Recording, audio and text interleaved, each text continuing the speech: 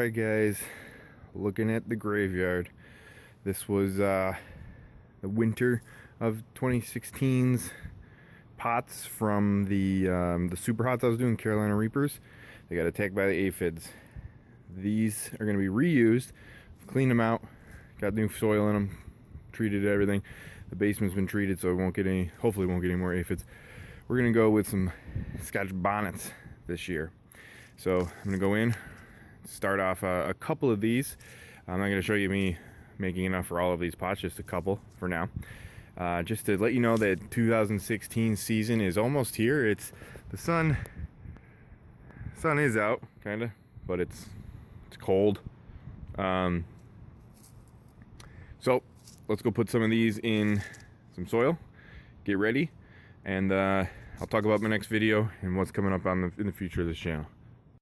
Alright, back inside here. Got my soil mixture. Now I mix this up myself. I use, and it's the same soil mixture that's in the pots outside. It is almost a complete, like a 1-to-1-to-1 ratio of potting soil, some organic manure, and perlite. The perlite breaks it up a little bit, so it's very airy. The peppers don't like wet soil, so the perlite prevents that from happening. Got the Scotch bonnets here. Like I said, I'm not going to do 30 buckets on camera. It's crazy. I'll just grab a couple here. What I do is I usually grab like 2 or 3, put them all in the same hole, and then what I'll end up doing is when they sprout, depending on how many sprout, like say if all 3 of them sprout, I'll just take the strongest one and pluck the other 2 out. But if 2 of them are going at about the same rate while they're still young and they still have just a couple of leaves, just like they're true leaves, first set of those, I'll separate them from the soil and break them up and put them into 2 different things. But for the most part, only like 2 of those 3 seeds is gonna germinate, even with the heat mat and whatnot.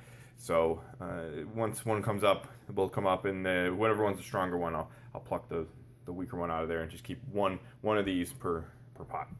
But that's what's going on in there. Scotch bonnets. I'm kind of excited. I've never grown these before. The other experiment I'm going to do, and this comes up a lot, is how to get your seeds to germinate faster. Now, some of this only applies to big seeds like garden beans. If you just put them in there regular, you soak them for 24 hours, or if you do scarification, where you kind of break up the outside of the seed a little bit so that it can break through easier. I'm going to test that. I'm going to use these garden beans. I got these from Aldi, just kind of like a discount grocery store. They were 50 cents, and I mean, there's probably, I don't know, 20 or 30 bean seeds in there. It says all natural, non-GMO, blah, blah, blah. But I wanted to see how these did. I got a couple other ones, too. I got bell peppers and jalapeno peppers. At 50 cents a package of seeds, I want to see just how they turn out and if they grow. So what I'm going to do with the garden beans is I'm going to try straight up in regular soil, soaking a bunch of them for 24 hours, and then doing some scarification on the other set to see growth rates, sprout rates, and in the end, what one seems to work the best. Typically, in my experience, they all sprout. One of them may sprout faster, but by the time they're growing, they're fully mature, they're all the same size anyway. But we'll see what's going on. Just a little bit of an experiment. I have here the 3 that I'm going to soak. These are going to soak in here for 24 hours before I put them in the dirt. I just put them in here, so I'm going to do 3 per solo cup, kind of like here, and here. Scarred up ones, soaked ones, and then regular ones. And we'll follow those and see how they do. But as for the future of the channel, I'm going to be doing a lot more outdoor stuff. Obviously, getting the peppers going. The Scotch bonnets are going to be done indoors. And I do have a tutorial coming up for a hydroponic system I'm going to build. It'll be the first time I've used like a rail system. I'm going to show you how to build that. I'm going to do some lettuce in that. So stay tuned for future updates on that. And hopefully it gets a little bit warmer here in New York. It's almost mid-April. And it's still not warm enough to get outside with plants. So hopefully we're done with snow. We had snow this weekend. And I can get growing sooner. But stay tuned. Like I said, some tutorials coming, some growth videos on this, and some experiments. I have some other experiments in mind too. The last one I did was CFL versus the LED bulbs. This one's gonna be seed germination. So stay tuned, guys. Last minute update. I forgot about this. That's my daughter's plant. She got some, I think, her poppies or something in there. This has a dome on top of it normally with like a light that's on a timer right now.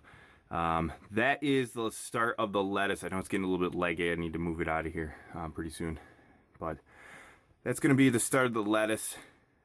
That one just not doing anything for the hydroponic system. But these guys here, I planted on 325. Let me turn this guy around here. Yeah. So they were all planted on 325. The two outside ones are banana peppers, and this inside one is chocolate habanero. There is a heat mat underneath this, but these guys are going to be my crossbreeding experiment. So like I said, there's going to be more experiments on the channel, but this is going to be my crossbreeding experiment. I'm going to attempt to breed between the chocolate habanero and the banana.